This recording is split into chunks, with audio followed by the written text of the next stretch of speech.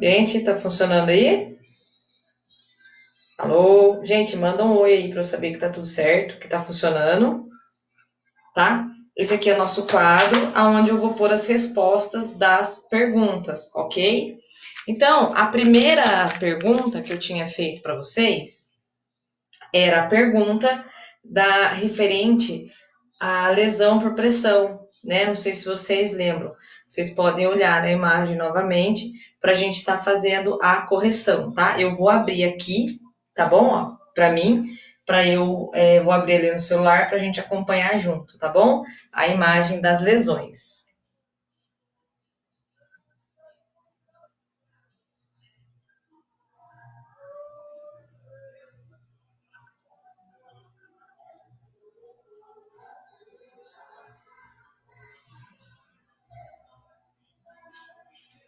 Gente, vocês estão me vendo aí? Tô dando uma enrolada aqui para esperar, para ter certeza que tá dando certo.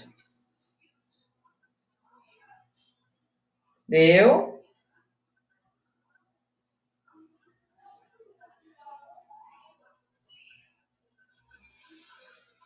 Gente, vamos lá então.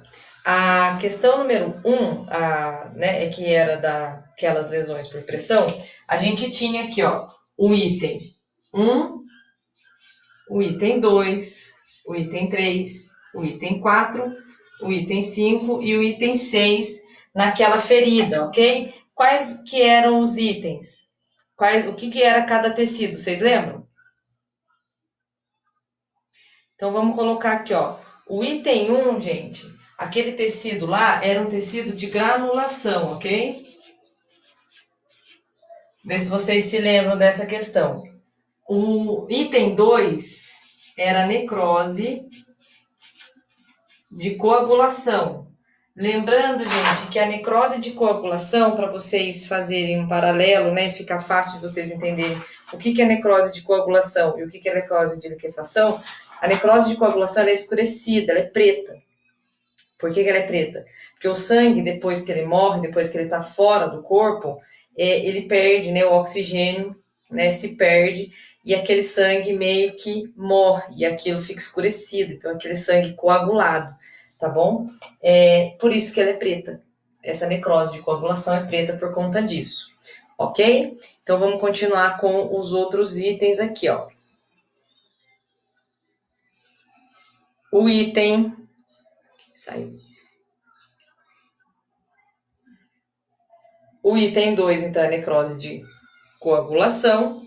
O item 3 é necrose de liquefação, que é aquela necrose mais clara. Depois nós temos tecido de epitelização, tá? Vamos fazer uma associação, o seguinte, o tecido de epitelização, que é esse tecido cor-de-rosa, que é o item 4, ele é o tecido cicatricial. Então, significa que a nossa ferida, que ela já fechou, que ela era daquele tamanho e ela foi diminuindo, tá? Ela foi diminuindo de tamanho. Por quê? Porque a ferida, gente, ela fecha de fora para dentro, de baixo para cima. Então, quando você vê o tecido de epitelização, que é aquele cor-de-rosa mais clarinho, significa que a ferida era daquele tamanho e foi diminuindo de tamanho, ok? Então, vamos dar continuidade aqui na resposta da questão número 1. Depois que a gente tem o tecido de epitelização, nós temos a exposição dos tendões, ok? E, por último, tá? Tecido de granulação.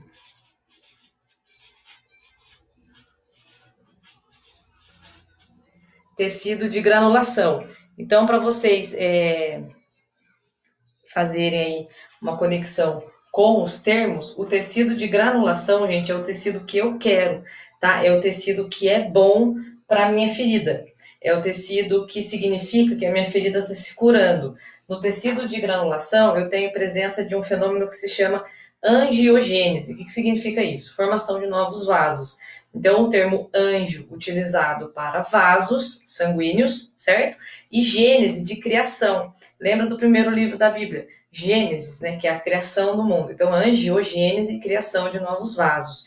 Por isso que quando eu comentei com vocês, quando a gente for efetuar um curativo, o ideal é que o nosso curativo não sangre, tá? É você fazer as coisas de forma a que o seu curativo não sangre. Por que não sangrar? Porque esse tecido de granulação ele tem milhares de microvasos. Quando você faz a ferida sangrar, muitas vezes por uma técnica incorreta, né? A gente fala que o pessoal põe peso na mão na hora de fazer o curativo, né? Não faz as coisas adequadamente, o que vai acontecer? Essa ferida vai sangrar e você vai destruir esses microvasos. Então, é como eu ensinei vocês na sala, vai fazer um curativo, irriga com um soro, não fica passando a gás no leite da ferida, não cutuca ali.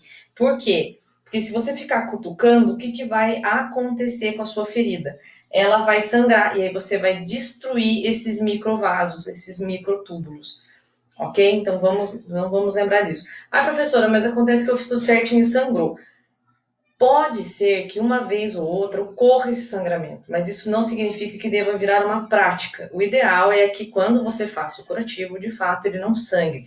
Por isso que os melhores curativos são aqueles que não aderem à ferida em si e não prejudicam o tecido de granulação. Esses curativos que a gente tem hoje em dia, eles conseguem absorver o exudato, eles conseguem absorver aquela coisa que atrapalha a cicatrização da minha ferida, sem lesionar o tecido de granulação.